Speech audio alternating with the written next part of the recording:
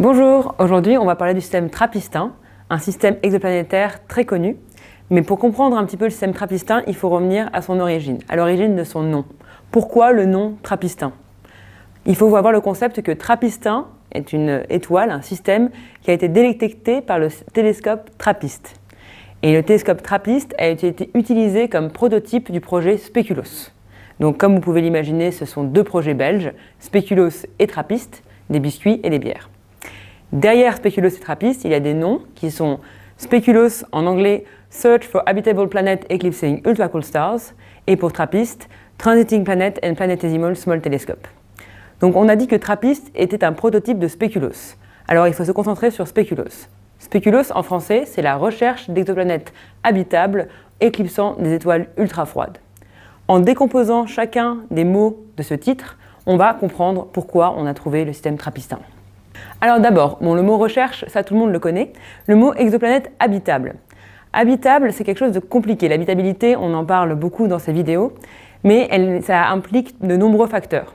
On voit ici un schéma avec tous les facteurs d'habitabilité qu'on a à prendre en compte. Parfois des facteurs dus au système planétaire, dus aux propriétés de la planète, ou même tout simplement à l'étoile en question. Tous ces facteurs sont très compliqués à saisir et à observer. Et donc pour se simplifier la vie, nous les astronomes, les exoplanétologistes, on regarde les planètes qui sont situées dans la zone habitable. La zone habitable, c'est une zone autour d'une étoile dans laquelle une planète, similaire à la Terre, pourrait maintenir de l'eau liquide à sa surface. Bien sûr, si une planète n'est pas en zone habitable, cela ne veut pas dire qu'elle n'est pas habitée, et si elle est en zone habitable, cela ne veut pas dire qu'elle est habitée. C'est juste une sorte de proxy pour se faciliter la vie. Cette zone habitable, elle va changer en fonction du type d'étoile.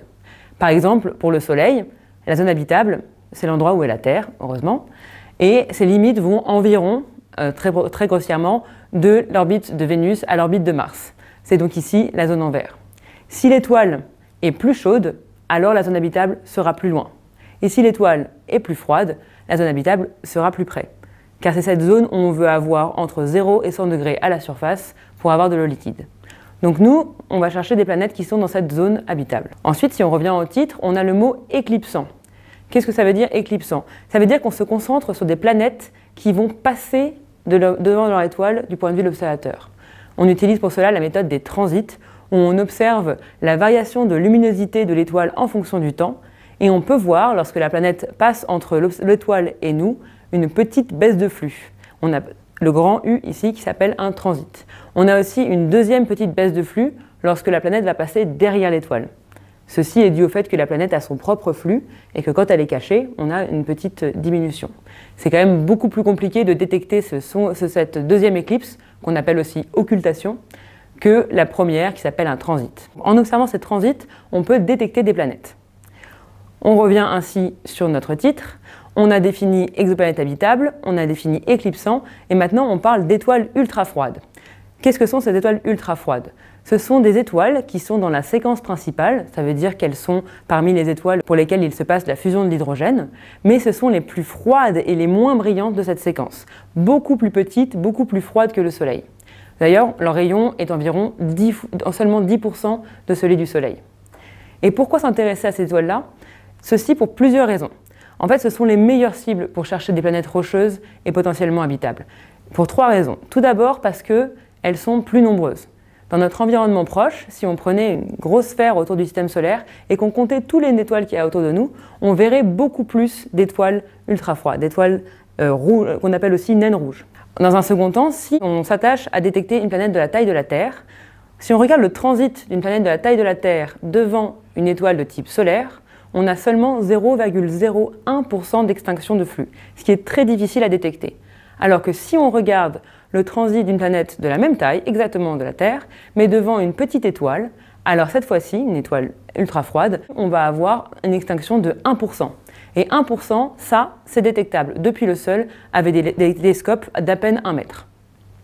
Enfin, la dernière raison, c'est une combinaison de la deuxième, c'est que quand on va s'attacher à vouloir caractériser l'atmosphère de ces planètes autour de ces étoiles, on va avoir beaucoup plus de signal si l'étoile est très petite.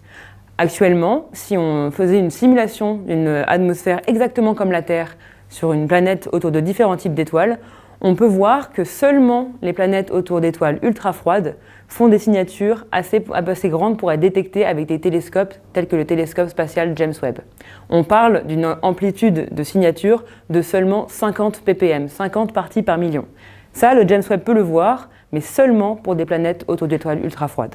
Pour cela, on peut faire un petit aparté pour expliquer comment on caractérise les atmosphères d'exoplanètes en transit. Ce qui se passe ici, c'est qu'on a le flux d'étoiles qui va arriver dans toutes les longueurs d'onde, dans toutes les couleurs. La planète va passer devant cette étoile et tous les rayons vont être cachés par la structure terrestre, par la roche, mais au niveau de l'atmosphère, seulement quelques rayons vont être cachés ou pas par l'atmosphère. Ceci est dû au fait que chaque molécule va absorber ou non à différentes couleurs, à différentes longueurs d'onde.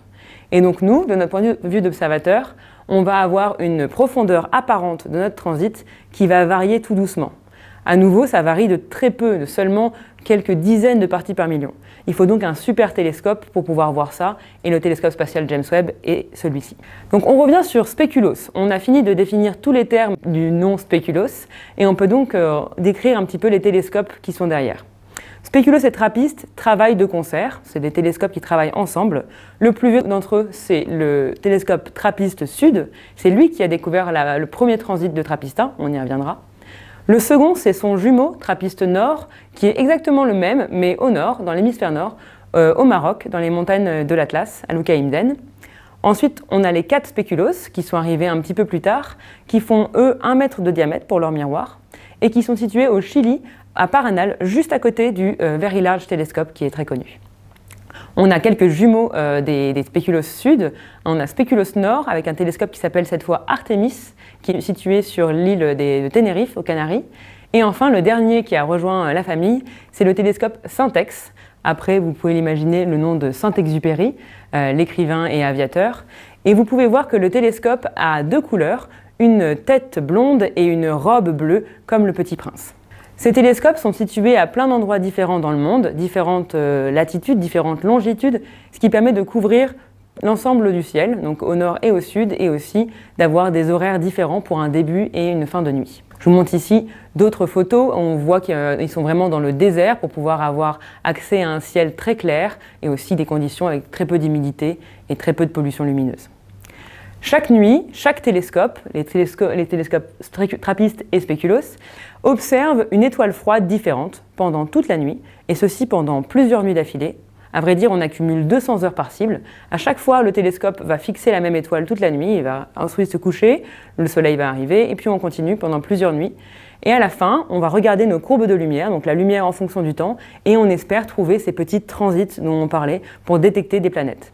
Si on revient maintenant en arrière, on revient en 2015, c'est le télescope TRAPPIST qui a détecté ce petit signal qui paraît pourtant pas excessivement dans une courbe de lumière assez bruitée, mais on voit ici un transit, et ce transit, c'est le premier transit de la planète TRAPPIST-1b qui a été découvert le 16 septembre 2015. Pour la petite anecdote, c'est Laetitia Delrez qui s'occupait du télescope cette nuit-ci, et pendant la nuit, il y a eu un tremblement de terre, ce qui a automatiquement arrêté les observations. Le télescope s'est refermé. Et le matin, en se réveillant, normalement, on attend un jour avant de réopérer le télescope après un tremblement de terre. Elle a vu que tout allait bien et elle s'est dit qu'elle allait relancer pour la fin de la nuit. Elle a relancé pour la fin de la nuit et là, ils ont attrapé le premier transit. Il faut persévérer dans les observations.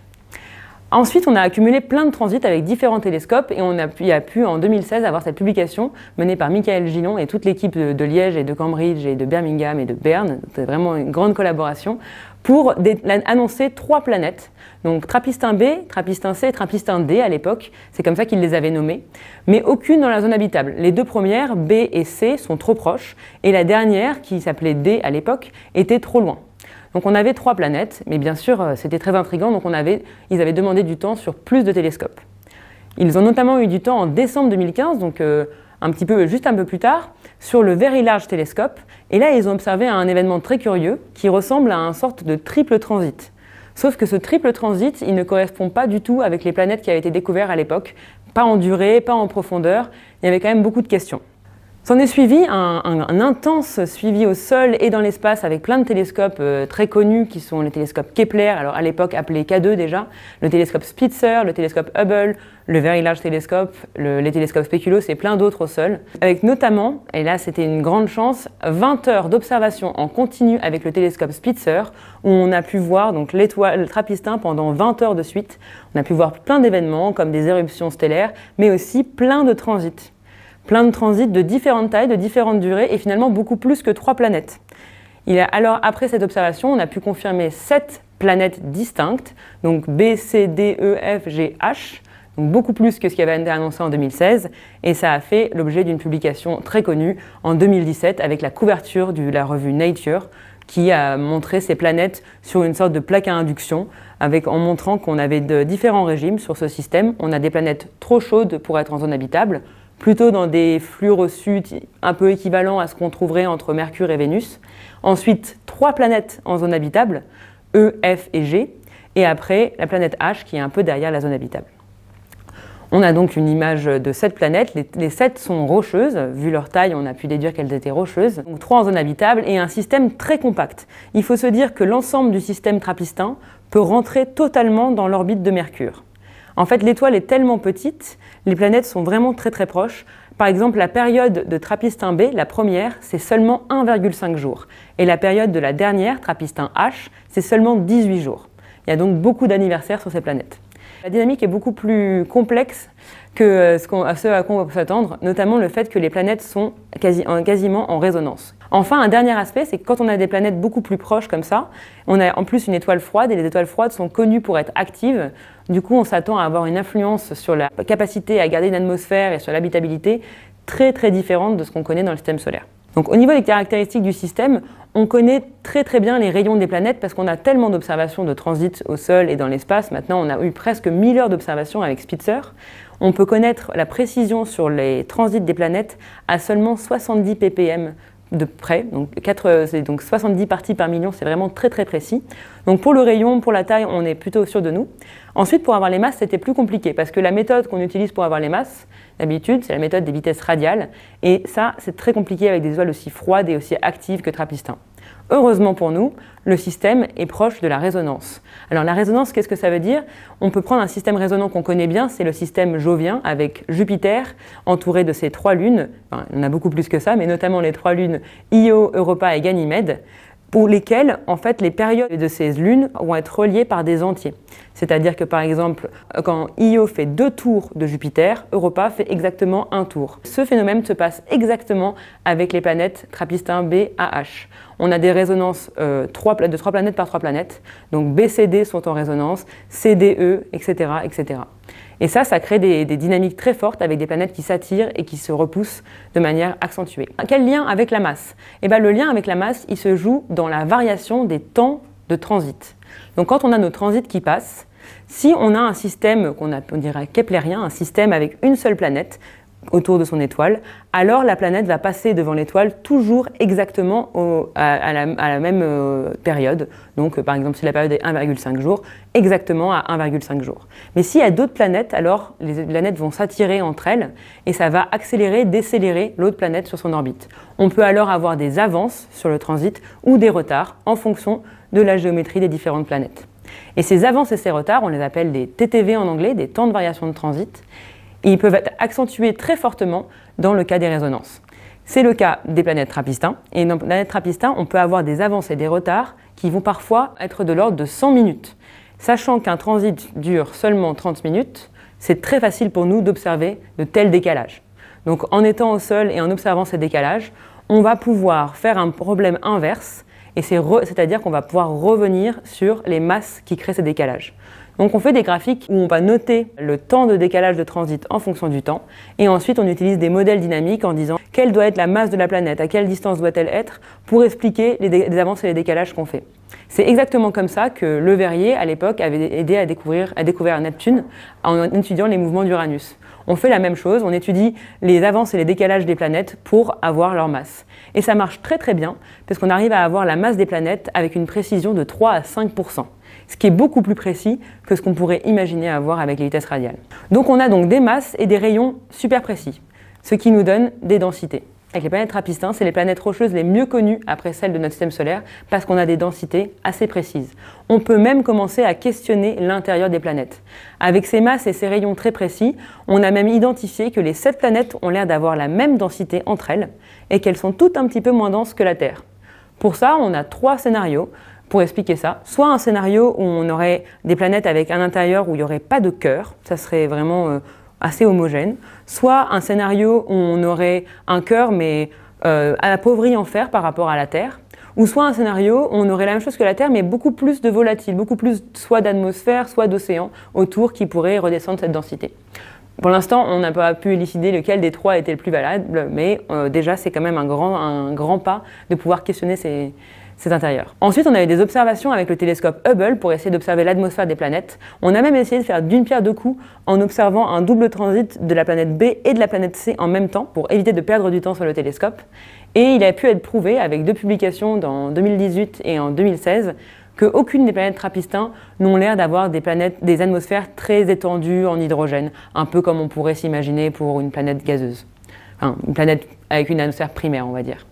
Donc ça, c'est rejeté. Donc s'il y a une atmosphère, elle est soit secondaire, soit il n'y a pas d'atmosphère. Enfin, au niveau habitabilité, il y a beaucoup de questions qui se posent, notamment parce que les planètes sont synchrones, c'est-à-dire qu'elles nous montrent toujours la même face à leur étoile, comme la Lune avec la Terre. Et donc du coup, on peut s'imaginer avoir un côté brûlé et un côté glacé. Et ça, pour la vie, ça peut être vraiment plus compliqué. Heureusement, il y a des modèles de climat en 3 dimensions qui ont été réalisés par des équipes à Paris qui montrent qu'une atmosphère peut subsister, même dans ces cas de rotation synchrone. Maintenant, on est quasiment plus de 7 ans plus tard après la découverte de Trappistin, et depuis tout ce temps, il y a eu énormément de publications. À vrai dire, il y a plus de 300 publications maintenant qui ont été faites sur le système Trappistin dans plein de domaines différents, sur l'activité de l'étoile, sur l'habitabilité des planètes, sur la possibilité de différents scénarios d'atmosphère, ou même juste sur leur dynamique et leur observation. Et en plus, en 2022, le 25 décembre 2022 exactement, le fameux télescope spatial James Webb a été lancé. Et c'est un télescope pour lequel Trappistin est vraiment une cible de choix. C'est un télescope qui est beaucoup plus grand que le télescope spatial Hubble, qu'on connaît tous assez bien.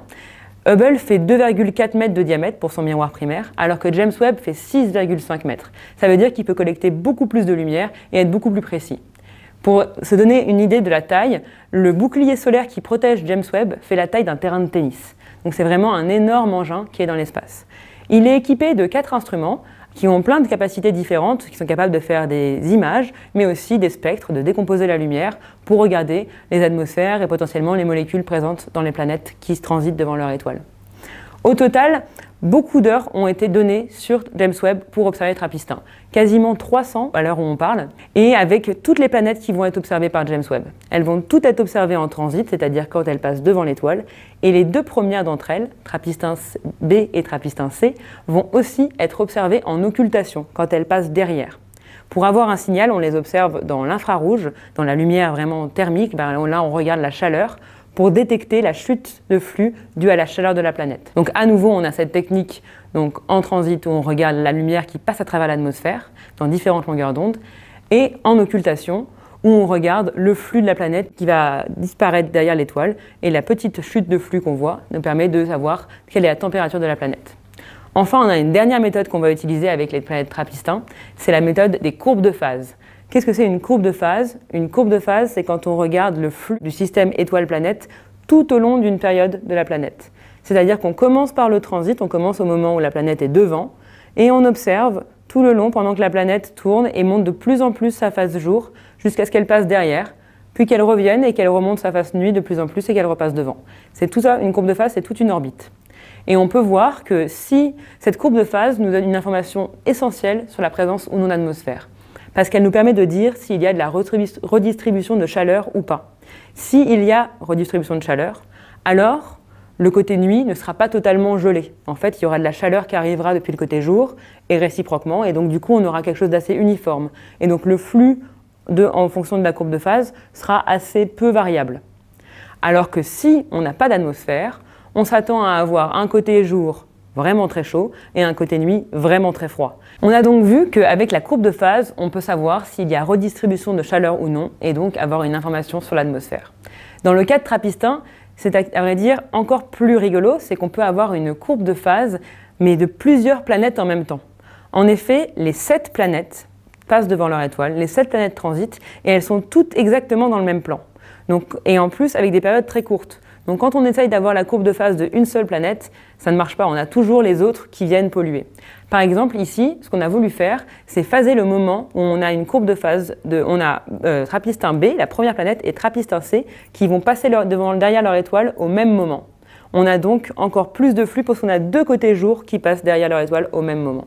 On voit donc beaucoup de choses qui se passent, on voit des transits d'autres planètes, des planètes plus lointaines comme G par exemple, et les 2 B et C qui passent derrière. Et ce qui va se passer, qui est vraiment typique de Trappistin, qu'on n'a encore jamais observé ailleurs, c'est des occultations, c'est-à-dire entre planètes. On ne s'intéresse plus à l'étoile, on va juste avoir les planètes sur le côté qui vont, parce qu'on est dans un plan parfaitement aligné, venir se cacher l'une et l'autre. Dans une certaine géométrie, on va avoir C qui est caché par B, parce que celle-ci fait un petit cercle alors que celle-ci fait un plus grand cercle. Et ça s'appelle des occultations planète-planète, et c'est vraiment typique de Trappistin, je ne l'ai jamais vu, on ne l'a jamais vu nulle part ailleurs, et on peut le détecter si on regarde dans la lumière infrarouge. Je vous ai donc expliqué toutes les méthodes pour caractériser Trappistin. Il y en a vraiment de nombreuses et c'est un système qui est plein de ressources, qui a créé énormément de publications et qui en créera, j'en suis sûre, encore beaucoup. Il y a beaucoup de chercheurs partout dans le monde qui s'intéressent à ce système et j'espère que le James Webb Space Telescope sera en mesure de nous dire si oui ou non une de ces planètes a une atmosphère.